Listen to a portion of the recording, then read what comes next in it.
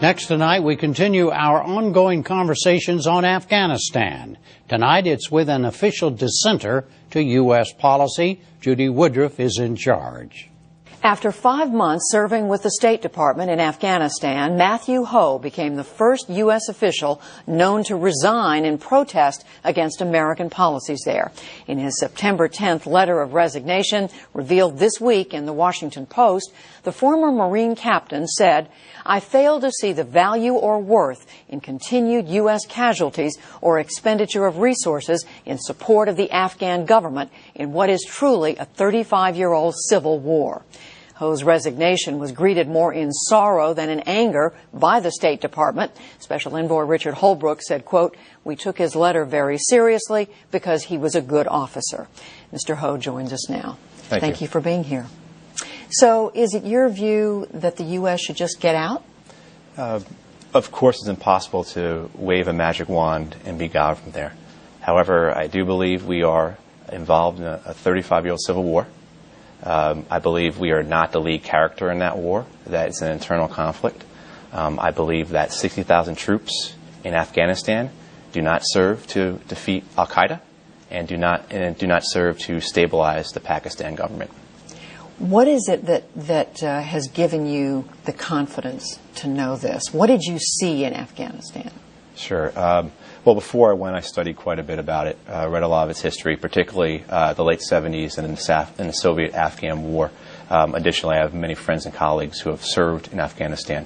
I went there with some ideas that this didn't sit well with me about what we were doing there, but I wanted to contribute. When I got there, however, serving in the East and in the South, the similarities were the same. What I found, we were fighting people who were fighting us only because we're occupying them, or because we are supporting a central government that they view as occupying them. Most importantly, I think I listened to as many Afghans as possible, because my role as a political advisor was to work with the Afghan government as well as work with as many local Afghans as I could. You say, Matthew Ho, that what you see is a civil war going on. The U.S. is a bystander. Mm-hmm. But what it looks like to many Americans as they look is that it's the Afghan government being attacked, the Afghan people being attacked by the Taliban, by elements of al-Qaeda. How can we be sure which is right? Sure. First of all, al-Qaeda does not exist in Afghanistan. I think there's plenty of evidence to that fact. And the way the country works, it's so localized there. It's what I refer to and other people refer to as valleyism. They're concerned with their valleyism. Valleyism, yes. So if you take the idea of nationalism, shrink it down to a much smaller level, these are folks who live within communities of 100 to 500 people, and that's, I don't want to say where their world ends, but that's what they're concerned with. And they've never had a central government there that has done any good, that has delivered services to them. They've never had a central government that hasn't brought them anything, it's only taking. And so to them, whether it was the Najibullah, the Rabbani, the Taliban, or the Karzai government, they're all one and the same. And particularly in the East, where they're fighting us, and in the South, where they're fighting us, those folks there don't make up the people who are the central government. So the argument, though, by as you know, by General Stanley McChrystal, who's in charge over there for the military, by John McCain, who's very much in favor of the U.S. staying, is that if the U.S. leaves, Taliban takes over and al-Qaeda is going to come back. I don't believe al-Qaeda will come back. I believe that since 2001, al-Qaeda has evolved.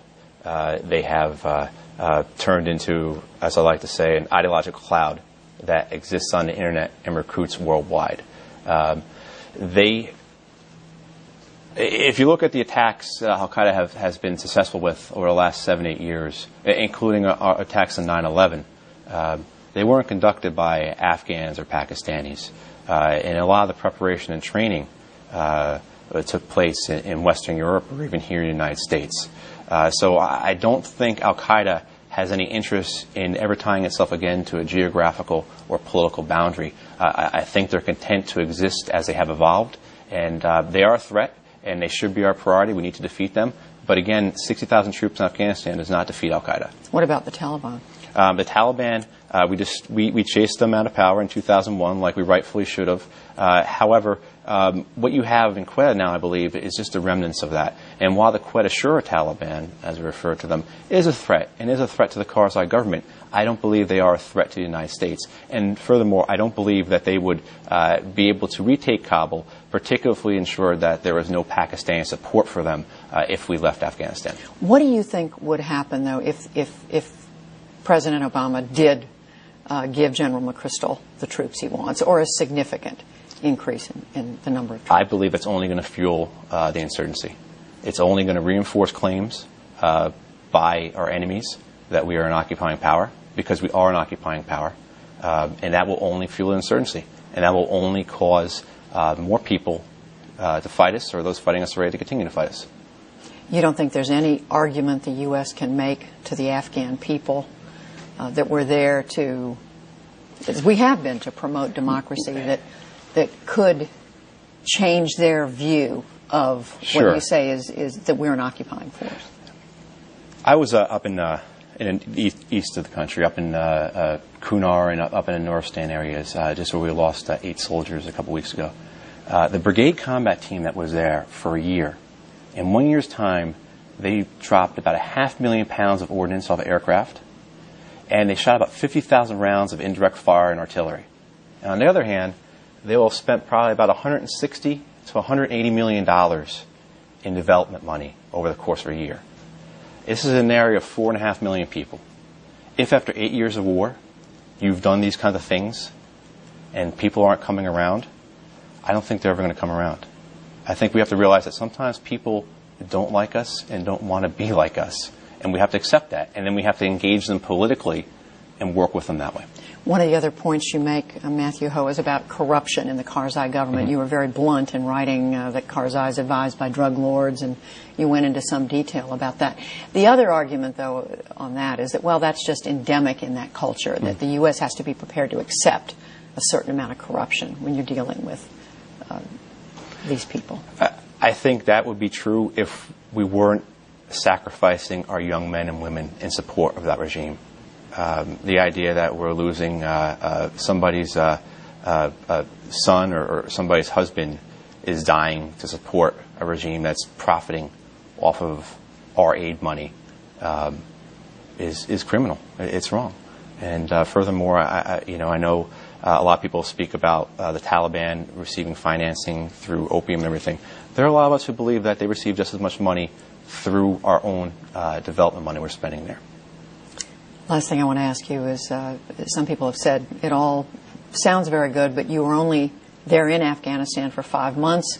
You're relatively young, 37? 36. 36 years old. Who are you to say what the United States should be doing? When there are others who've been there longer, studied it for years and so forth. Sure. I wish people would refute what I'm saying. I've seen that criticism. But I have not seen anyone tell me why it's not a civil war. I've not seen anyone tell me how stabilizing the Afghan government will defeat al-Qaeda. I've not heard anyone tell me how keeping 60,000 troops or 80,000 or 100,000 troops in Afghanistan will stabilize Pakistan. So I haven't heard the answers to those questions. As for the criticisms about my age or I was there for 5 months, I was there for 5 months. I was in 2 parts of the country. I worked with as many local people as I could, and I listened as much as possible. At that point, what I wrote, first off, what I wrote in my resignation letter, there's not a novel or unique thought in that. Those are thoughts shared by military officers and State Department officers as well. My concern is not how are we fighting this war, but why are we fighting this war. Matthew Ho, thank you very much for coming in to talk with us. We appreciate it. Thank you, Judy. There's more on Afghanistan on our website, newshour.pbs.org. We have a survey of Afghans. It shows they feel more secure than they did a year ago. And you can watch a web-only video following a U.S. Army lieutenant in the mountainous border area near Pakistan.